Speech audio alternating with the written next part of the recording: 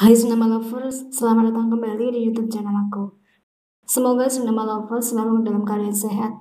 Dan untuk kali ini, aku akan mengajak Cinema Lovers untuk mereview sebuah film dari negeri ginseng, Korea Selatan, yang berjudul The House. Dirilis di tahun 2006 dengan sutradara Bong Joon-ho dan dibintangi oleh artis-artis Korea, diantaranya adalah Song Kang-ho sebagai Gangdu, Go Ah-sung sebagai Hyun Seo, Byun Hae-bong sebagai Hae-bong. Bercerita tentang seorang ayah yang ingin menyelamatkan putrinya dari tangan monster jahat, tapi terkendala oleh keadaan yang mengharuskan dirinya untuk dikarantina. Berhasilkah sang ayah ini menyelamatkan putrinya? Penasaran kan dengan alur ceritanya?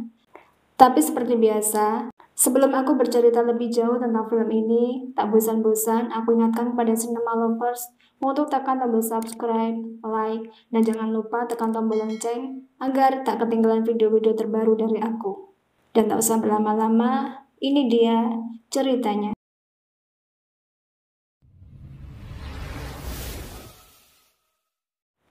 Film diawali dengan memperlihatkan sebuah kamar mayat pangkalan angkatan bersenjata Amerika yang terletak di Yongsan, Korea. Tepatnya 9 Februari tahun 2000.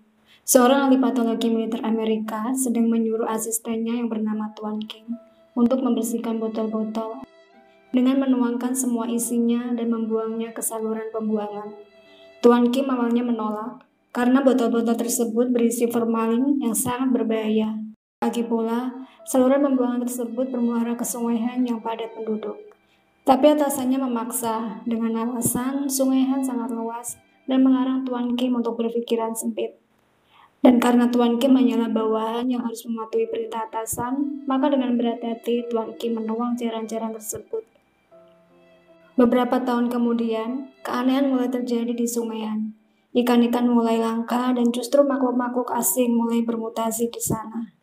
Scene berpindah pada tahun 2006, di mana ada seorang laki-laki yang bernama Gangdu sedang menjaga kedai milik ayahnya dan justru tertidur. Gangdu ini memang mempunyai perilaku yang agak aneh dan mempunyai kebiasaan tidur. Beruntung ia mempunyai ayah yang baik hati dan sangat paham dengan kebiasaan anaknya. Ayah Gangdu yang bernama Hae-bong ini memiliki kedai di pinggir Sungai Han dan mengajak Gangdu untuk membantunya. Gangdu juga tinggal dengan putri sematawayangnya yang berusia 13 tahun yang bernama Hyun Seo. Ia mengasuh putrinya sendiri karena sejak Hyun Seo lahir, ibunya meninggalkannya dan kabur. Oleh karena itu, Hyun Seo sangat disayangi ayahnya, kakeknya, bibi, dan juga pamannya.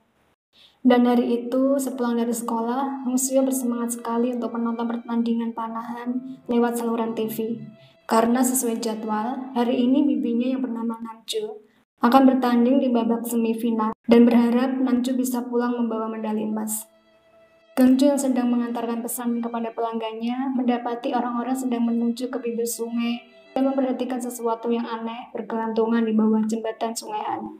Tak berapa lama, makhluk besar tersebut terjun dan berenang ke sungai lalu menghilang.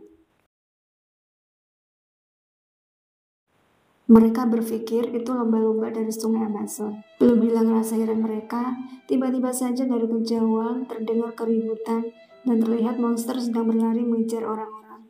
Seketika itu juga, suasana kereman itu menjadi kacau. Monster itu membunuh dan melempar siapapun yang ada di dekatnya. Warga berusaha menyelamatkan diri mereka sendiri-sendiri. Dalam waktu sekejap, monster itu sudah memporak-porandakan tempat tersebut. Gangdu yang berusaha menyelamatkan warga justru terkena percikan darah di wajahnya. Sementara itu, Hyun Seo kecewa karena bibinya kalah, kemudian keluar dari kedai. Dan ketika ia sedang berjalan keluar, tiba-tiba ayahnya menyambar tangannya dan mengajak untuk berlari. Gangdu terjatuh dan berusaha menarik tangan anaknya lagi dan kembali berlari berusaha menyelamatkan diri. Tiba-tiba wajah Gangdu berubah setelah ia berbalik dan menyadari ternyata yang ia gandeng bukan tangan anaknya, tapi tangan orang lain. Dan ia tak bisa berbuat apa-apa dan hanya bisa menyaksikan putrinya dililit ekor monster tersebut, dan monster itu membawa Hyun Seo kabur masuk ke dalam sungai. Gangdu hanya bisa menangis dan menatap anaknya yang mulai menghilang diseret monster tersebut. Setelah kejadian itu, Gangdu dan ayahnya dievakuasi bersama warga lainnya di balai kota Suwon. Di sanalah para korban dimakamkan secara massal. Namju yang mendengar kabar kalau keponakannya menjadi korban segera datang ke tempat tersebut. Ia membawakan medali perunggu untuk Yunseo. Begitu juga dengan pamannya yang bernama Namil juga datang dalam kondisi mabuk. Mereka berteriak histeris di depan foto Yunseo. Namil marah kepada kakaknya dan menganggap ini semua salah Gangdu. Karena waktu kejadian tersebut, Gangdu tak menggandeng tangan anaknya, tapi justru menggandeng tangan anak lain. Dan tak berapa lama kemudian, beberapa petugas dengan pakaian APD lengkap datang dan membawa semua warga yang saat itu berada di tempat kejadian dan terlibat kontak langsung dengan para korban. Dan ketika petugas itu bertanya, apakah ada yang kontak langsung dengan makhluk tersebut, tiba-tiba Gangdu mengangkat tangan. Ia bilang kalau ia tak menyentuhnya, tapi terkena semburan darah ke wajahnya. Seketika itu juga para petugas tersebut berteriak untuk segera menangkap Gangdu dan membawanya beserta keluarganya ke rumah sakit untuk dikarantina. Karena berdasarkan isu yang beredar tentang apa yang dialami sarsan militer Amerika yaitu Donald White yang berusaha melawan makhluk tersebut dan kehilangan tangannya dan sekarang dalam perawatan di rumah sakit militer Amerika.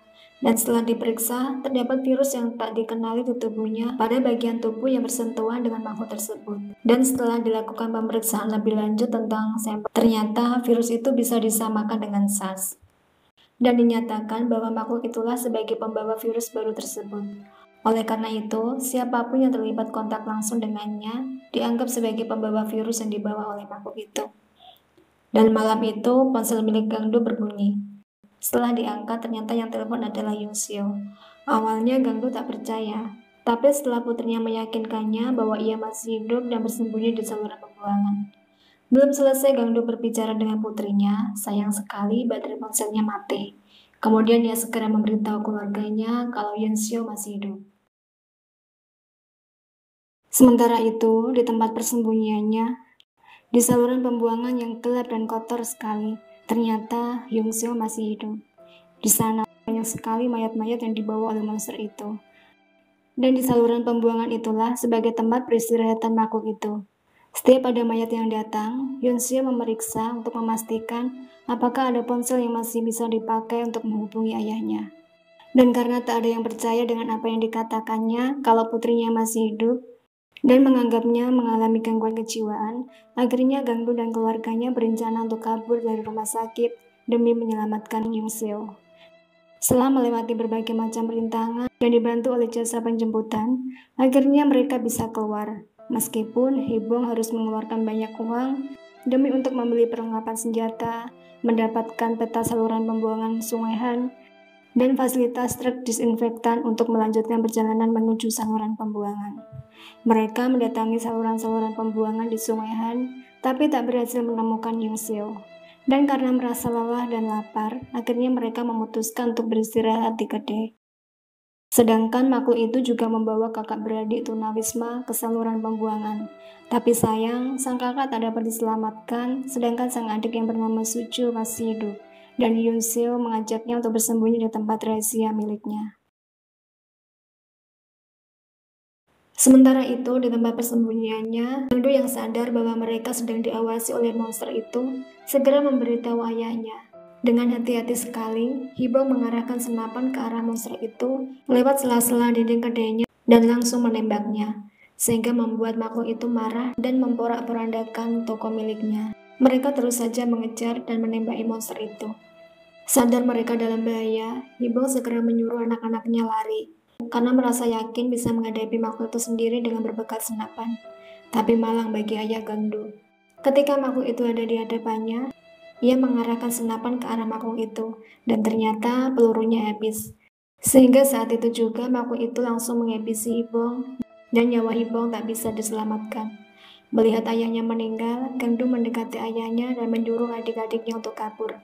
Sedangkan ia sendiri tertangkap oleh petugas dan tak sempat melarikan diri. Pemerintah juga mengumumkan bahwa Sersan Donald yang terinfeksi virus dinyatakan meninggal dunia, sehingga membuat pemerintah Amerika dan WHO harus turun tangan dengan menurunkan agen kuning untuk menyebarkan bahan kimia yang baru dikembangkan Amerika untuk melawan virus. Sementara itu, Namil yang terpisah dengan Namju berusaha meminta bantuan dari temannya yang bekerja di perusahaan telekomunikasi untuk melacak keberadaan Yunseo. berdasarkan data saat Yoon Seo menelpon ayahnya. Tapi di saat Nam Il sedang sibuk mencari informasi di komputer, temannya itu meninggalkannya. Dan ternyata dia sudah merencanakan semua untuk menangkap Nam Il. Karena tergiur dengan hadiah yang disediakan pemerintah jika bisa menangkap Nam Il dan Nam Cho. Nam Il yang sadar sudah dikhianati temannya, memilih untuk kabur. Dan untung saja sebelum kabur, ia berhasil menemukan informasi lokasi keponakannya itu. Nam Il yang terluka saat melarikan diri, segera mengirimkan pesan kepada Nam Cho tentang lokasi Yoon Seo. Sementara itu, Nam Cho mendapat pesan dari Nam Il langsung menuju jembatan Wonju, tempat persembunyian Yoon Seo. Dan Nam Cho juga menelpon Gang Do untuk memberitahu tentang keberadaan putrinya. Setelah mendapat telepon dari Nam Cho, Gang Do hanya bisa menangis karena ia tak bisa berbuat apa-apa untuk putrinya. Karena di sana Gang Do hanya disuntik dan disuntik terus. Tak ada yang mau mendengarnya dan mempercayai ucapannya. Mereka selalu beranggapan kalau virus itu sudah menyerang otaknya, hingga membuat Gang Do selalu berhalusinasi. Gang Do yang merasa terpanggil untuk menolong putrinya, akhirnya berniat untuk kabur dengan menyandra dan mengancam petugas kesehatan, dan akhirnya Gang Do bisa berhasil melarikan diri. Dan karena sudah tak tahan tinggal di sana lagi, dan ingin mencari bantuan untuk membebaskan Sujo, Yoon berniat untuk melarikan diri. Dengan berbekal jaket-jaket milik para korban yang dibuat tali, ia melemparkan tali itu ke atas. Sayangnya, tali tersebut terlalu tinggi. Untung saja ketika monster itu datang, Yoon menyadari dan kembali ke persembunyiannya. Setelah yakin kalau monster itu sedang tidur, Yoon memanfaatkan tubuh monster itu untuk menjadi pijakannya agar bisa menggapai tali tersebut. Tapi sayang, Yoon gagal karena monster itu terlalu pintar. Monster itu kemudian menangkap Yoon dan Soju dan membawanya keluar menuju Sungai Han. Dan Gang Do yang sudah menemukan persembunyian putrinya, melihat monster itu membawa lari putrinya. Sementara itu, di Sungai Han sendiri sudah ramai para pendemo, karena sesuai jadwal, hari itu agen kuning akan dilepaskan. Dan mereka menolak karena penggunaan agen kuning dirasa bukan solusi yang terbaik, tapi justru membahayakan lingkungan. Di sana sudah ada Nam Cho, begitu juga dengan Nam Il yang datang dengan temannya yang seorang gelandangan. Polisi militer yang melihat monster itu langsung menghujaninya dengan tembakan. Tapi Gang Do berteriak untuk tak menembakinya karena putrinya ada bersama monster itu. Tapi petugas tak menghiraukan teriakan Gang Do. Dan ketika monster itu terjatuh, Gang Do segera menghampirinya dan mengeluarkan Yoon dan Soju. Tapi sayang, Yoon tak bisa diselamatkan, tapi Soju yang selamat. Gang Do, Nam Il, dan Nam Cho hanya bisa memeluk dan menangisi Yoon Seo. Dan meskipun sudah terkena cairan dari agen kuning, tapi makhluk itu tak juga mati. Nam Il juga melemparinya dengan api yang sudah ia persiapkan, tapi tak berhasil juga.